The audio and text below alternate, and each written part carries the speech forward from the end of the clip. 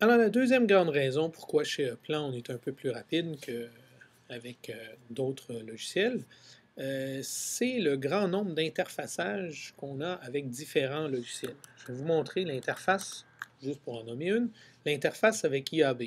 On a vu précédemment le Data Portal. Moi, ce que je veux faire, par exemple, c'est vous montrer l'interface qu'on a avec IAB, Integrated Architect Builder, qui nous permet, entre autres, de faire une présélection d'articles au niveau des automates programmables.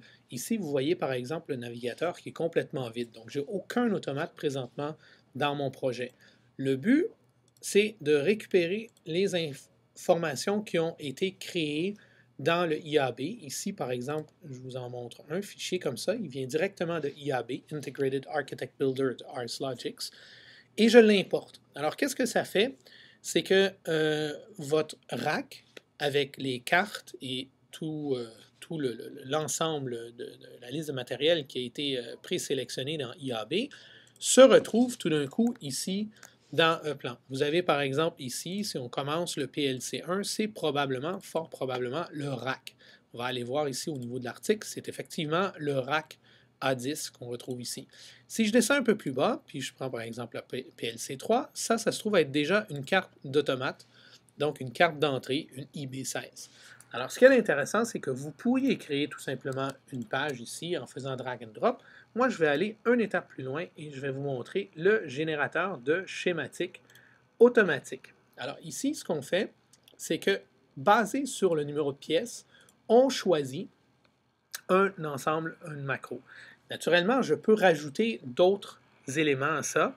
Moi, j'en ai déjà préparé un standard ici où j'ai assigné quelques boutons poussoirs à certaines entrées, quelques limit switch. Ça ici, c'est des petits blocs qui ressemblent à ça ici où je montre par exemple le bouton poussoir ou un autre élément qui pourrait être la limit switch. Alors, vous pouvez comme ça assigner plusieurs éléments à différentes entrées, sorties, etc.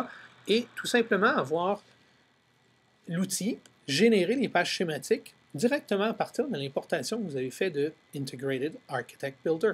Alors, vous allez voir ici, à votre gauche, si vous observez bien, des pages qui vont apparaître de façon automatique. Alors, ils vont avoir été générés automatiquement à partir de ce générateur-là. Ici, on voit par exemple un très bon exemple. On voit le tout qui est généré, les différentes pages, certaines sont vides, certaines sont pleines. Alors tout ça, ça provient directement de ma génération automatique.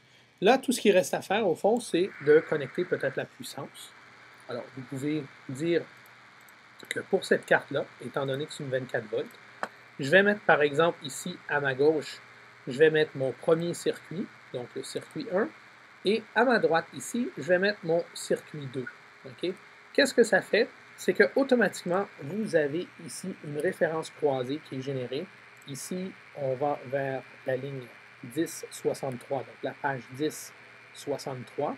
Ici, vous avez par exemple la ligne 1063.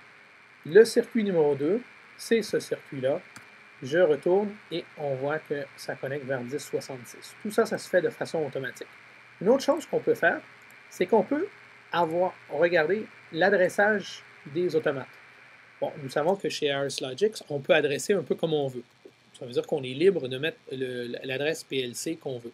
Ici, par exemple, on le fait numéroter de façon automatique pour ne pas avoir à le faire manuellement. Alors ça, automatiquement, qu'est-ce que ça fait? C'est que ça nous assigne, on peut voir ici, l'adressage.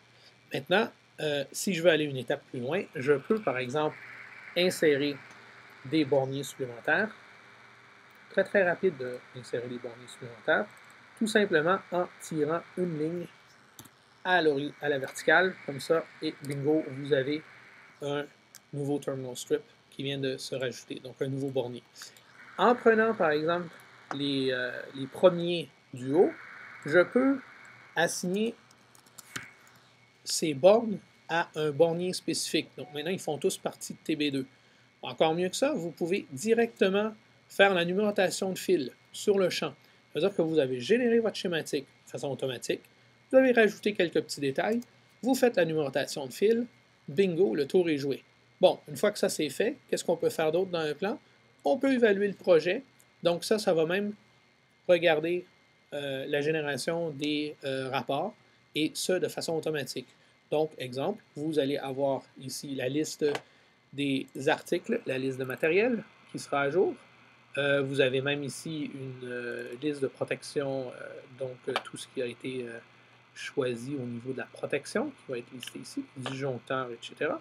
Vous allez avoir un plan de raccordement pour les différentes bornes. Vous avez même ici une liste de toutes les étiquettes qui ont été générées à date. Alors, voilà, une bonne raison d'aller un peu plus vite avec le plan, encore une fois. Comme je vous disais, c'était l'interfaçage avec IAB. IAB étant l'interface ou le configurateur de pièces de Rockwell.